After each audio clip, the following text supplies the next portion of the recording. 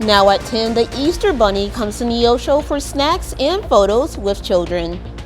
Plus, local screenwriters gather at KOAM Theater for an international film festival. And we take you to Fredonia to check out the ghost town of Buffville.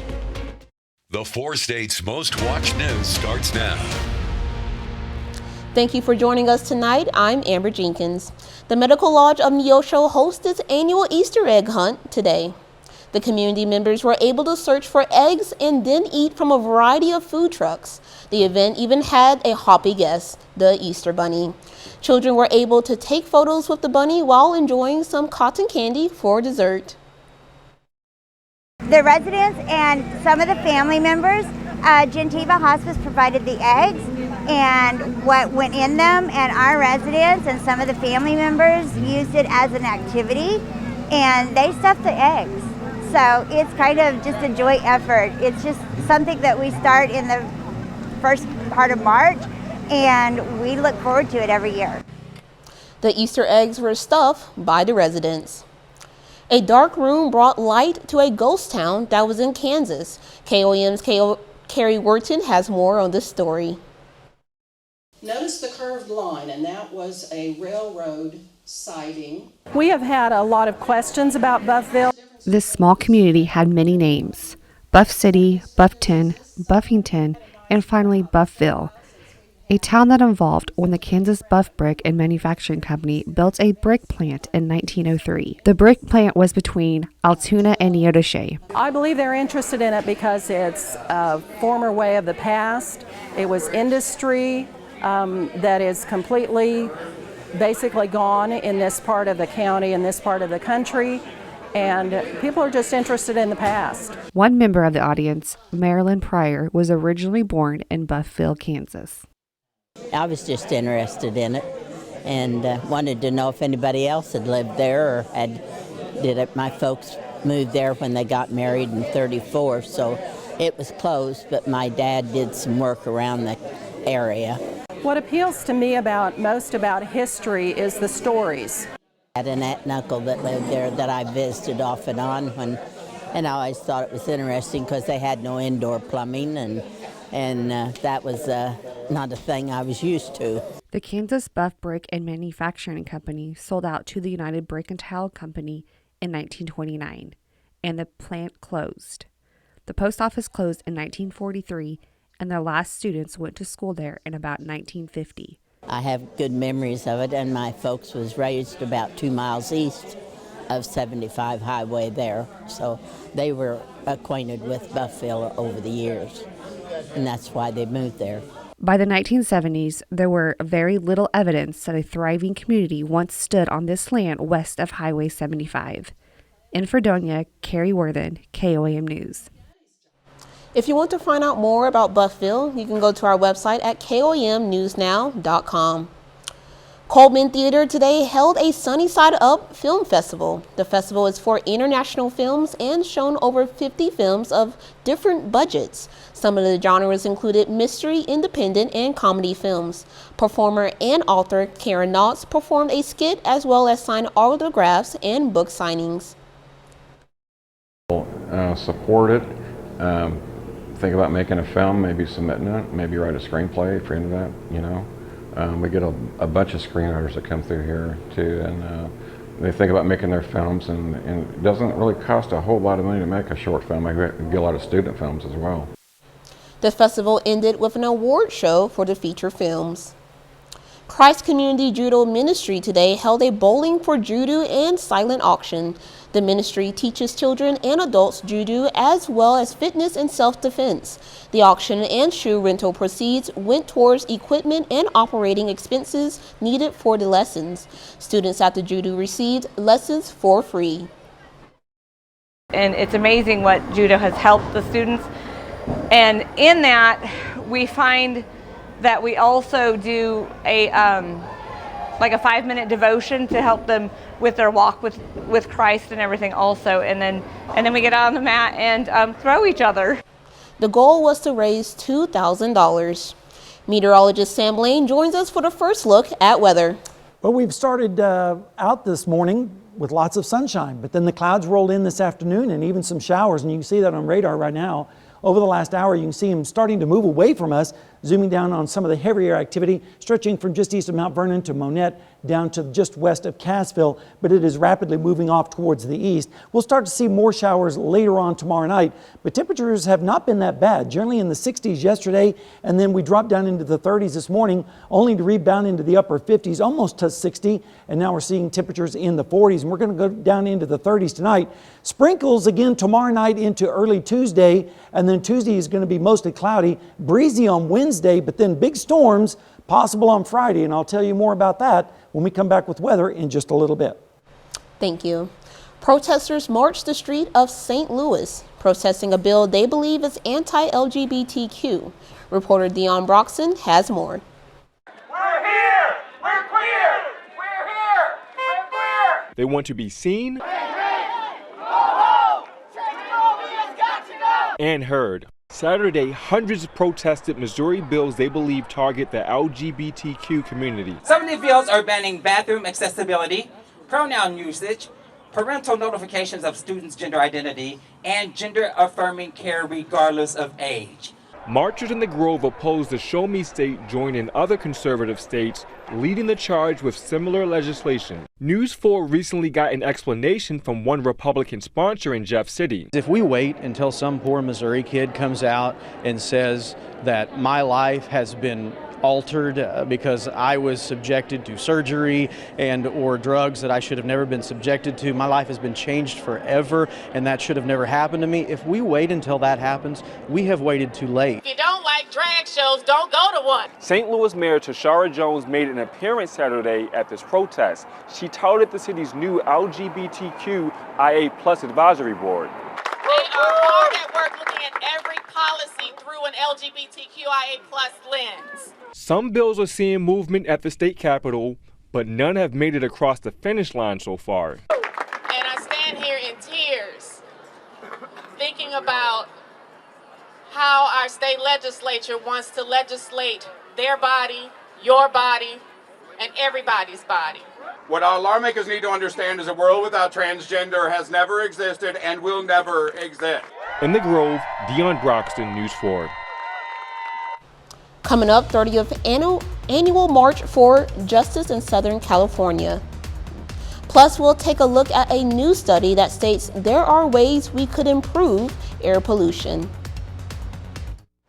Today marks the 30th annual March for Justice in Southern California. The rally and march is backed by the Cesar Chavez Foundation. This comes ahead of Cesar Chavez Day later on this week. Today, hundreds gathered at Padoma Elementary School. They called for supporting workers' rights, more money for public schools, and teachers. Activists are demanding that Congress finish the job of immigration reform. That includes a path to citizenship for most undocumented immigrants. For immigrants, for farm workers, for people who look like us, every space is our space.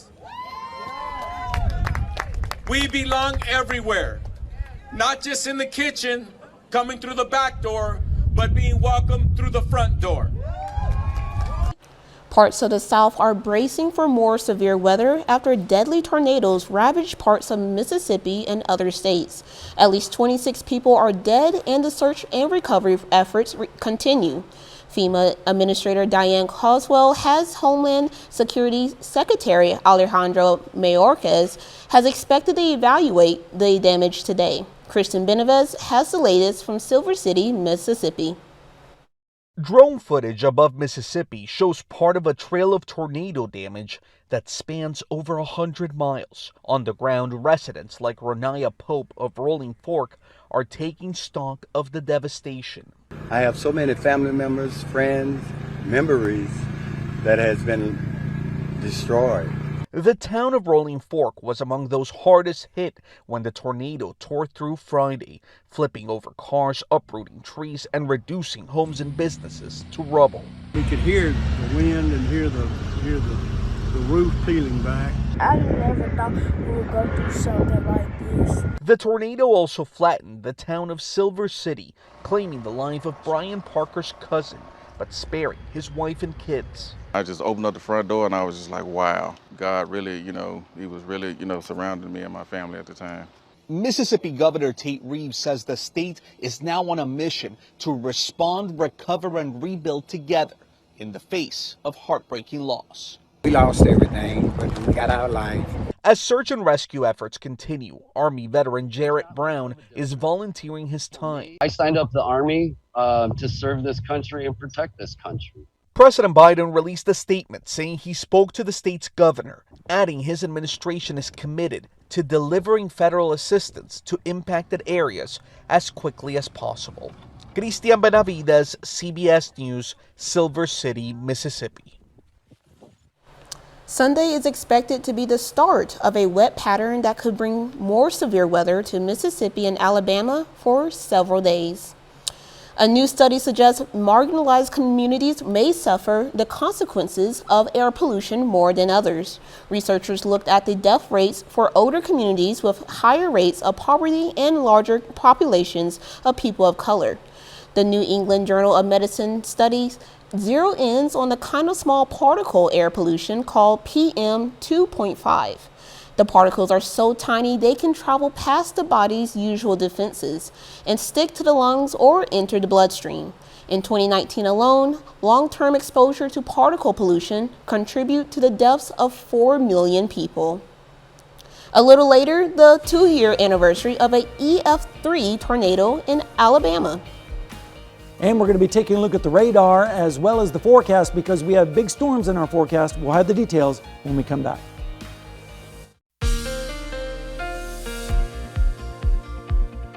Well, we started off on the cool side this morning and down in Seneca, Missouri at Indigo Sky Casino and Resort. They even had some fog this morning. You can see that on our sky cam. And as we put this in motion, you can see the fog quickly lifted. And then we're left with sunny skies this afternoon. But then watch the clouds roll in from the west once again and even causing a few sprinkles and light showers across our area as the evening progressed. Those are now moving away from us, but we're going to see more sprinkles in our forecast. It didn't really help with the allergies either. 10.4 out of 12 today. Tomorrow is going to be a little bit better at 8.9, so we'll put that in the moderate category. We made it up to 57 today after starting out at a chilly 36, which was below the normals of both the high and the low, not anywhere close to the records of 86 or 10 back in 1955. Let's take a look at the radar right now. You can see some showers off towards the east, now starting to move into the Springfield area, extending down towards the Monette area, down into northern Berry County, near Butterfield and Purdy and Jenkins, and that's moving off towards the east. Temperatures are in the 30s for the most part in southeastern Kansas, 40s down in Oklahoma where it's 46 in Jay, 45 for our friends in Grove, 43 over there in Monette with a few showers. Temperatures are about 10 to 12 degrees cooler tonight in southeastern Kansas than they were 24 hours ago, less so in southwestern Missouri and in other parts of our area. Dew points are low, and that's what kind of ate away at some of the rainfall falling today and created the virga. We see dew points pretty much in the 30s right now. In Joplin, we're looking at 41 degrees, north wind at 13, making it feel like 34 out there, so a little bit on the chilly side. Dew point is 33. And in Pittsburgh, we have a north wind as well at 6 miles per hour, 38 degrees, and it feels like 34 out there, and the humidity 83%. Rain chances are going to be small tonight and decreasing tomorrow, but then they pick up a little bit as we go into the overnight hours tomorrow evening, mainly up towards the north, and that's where we expect any precipitation that does fall tomorrow night will be on the light side, generally around 1/10 of an inch or less, and again, mainly up towards the north. No precipitation expected down in Oklahoma or northwest Arkansas. In fact, here's your future track forecast tonight. Lows in the 40s with northeasterly winds. And then as we go through the day tomorrow, partly to mostly cloudy skies with highs in the mid-50s, northeasterly winds. And then as we go into Tuesday morning, a little bit chillier, lows in the 30s out to the west and 40s elsewhere. And then as we go through Tuesday afternoon, we'll see northeasterly winds and highs generally in the mid-50s. Pick out your hometown. And then as we go through Tuesday night into Wednesday morning, we'll see the winds turn around to the south and east, and they're going to be gusty on Wednesday in the afternoon with lows in the 30s. And then if we take a look at the severe weather risk on Friday, we're expecting perhaps an outbreak of storms in south central Kansas and in Oklahoma, and yes, including our area as well. We'll keep you advised on that. Now would be a good time to download the KOAM News app for that information. It's like having the Storm Watch team right in your pocket. We're going to have sprinkles tomorrow night into Tuesday morning, and then drier on Wednesday, windy on Thursday, and then big storms on Friday, but a nice weekend following that, and then more rain as we head into the early part of next week. So definitely more spring-like this week in our forecast. Amber? Nice. Well, I just tell you, that wind just makes everything like 10 times colder. The day Oh, just absolutely. gets Yeah, you'll super need a cold. jacket by tomorrow morning. Definitely. Thank you. Saturday marks 2 years since an EF3 tornado tore through parts of Shelby County, Alabama, leaving many homes damaged. A common thing among many who lived through the 2021 tornado is taking storm preparations more seriously and making sure they have multiple ways to get weather alerts. Reporter Maddie McQueen has more. I never want to do that again. Cahaba Valley Fire Battalion Chief Michael Woodley spent March 25, 2021 in the middle of Highway 280, organizing tornado damage control. First thing that came out was a vehicle versus tree on Highway 280 in an area where a car can't hit a tree. So I ran out the door to figure out what was going on with that, and it was a large tree had come down on a car. Woodley says his crew learned a lot from that day. They made a long list of things that needed to change to make sure the department is even more prepared. The crew on duty Friday night at Cahaba Valley Fire and Rescue, the same crew that responded after the tornado. There's a lot going on in the back of our minds, but at the same time, we're just trying to stay positive. Eagle Point was one of the neighborhoods hit by the tornado. The Homeowners Association saying about a third of the homes were heavily damaged. 2 years later, most of the houses are rebuilt, and the community says it's bonded after going through the storm together. What was so wonderful about this whole neighborhood is the helpfulness of each other and some of the other neighborhoods that came in here. Eagle Point HOA Vice President Don DeCesar says after seeing all of the devastation from the 2021 tornado, he now calls his insurance company every couple years to make sure everything is up to date and he's covered in anything he might need. Hundreds of trees down, houses gone, houses damaged. Our house was about 1/3, the roof gone. Still ahead, what medical experts are saying about Alzheimer's and how it can be detected through the eyes. And we'll take a look at a new fungus that is contaminating medical facilities worldwide. The Centers for Disease Control and Prevention reports that commonly used disinfectants have been ineffective at combating the outbreak of the deadly Candida auris fungus, which is contaminating medical facilities worldwide. However, hospitals using Xenex Lightstrike's germ-zapping UV ray robot are reporting successful results deactivating the fungus, which is killing patients at an alarming rate. The Xenex Lightstrike robot is 99.6% effective at killing the C. auris fungus following a 10-minute treatment cycle, according to a study by Netcare Hospitals. The Lightstrike robot has a xenon lamp. When you pulse that lamp, it puts out broad-spectrum, high-intensity ultraviolet light that deactivates the molecular structure of a cell, preventing it from replicating.